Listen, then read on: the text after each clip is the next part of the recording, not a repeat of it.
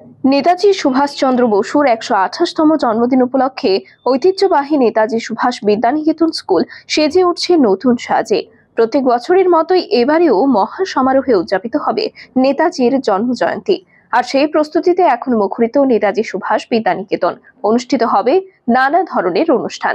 সকাল সকাল শহরের রাজপথ কাঁপিয়ে নেতাজি বিদ্যানিকেতনের ছাত্রছাত্রীদের সুসজ্জিত রেলি ঘুরে বেড়াবে গোটা শহর। তারই প্রস্তুতি এখন তুঙ্গে।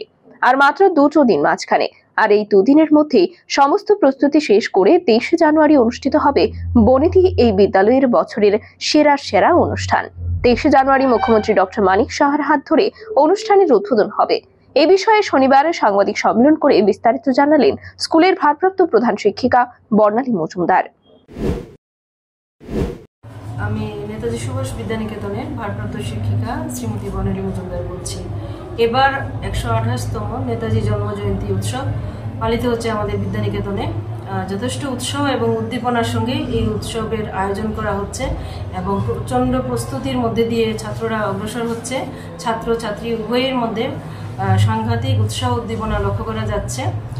এবার বিভিন্ন থিম বাচ্চারা রেডি করছে, ছেলেমেয়েরা। সেই সমস্ত থিমগুলি সামনে ওদের প্রকাশিত হবে আমাদের মিছিলটার মধ্যে দিয়ে। ব্যুরো রিপোর্ট, খবরের প্রতিবাদ।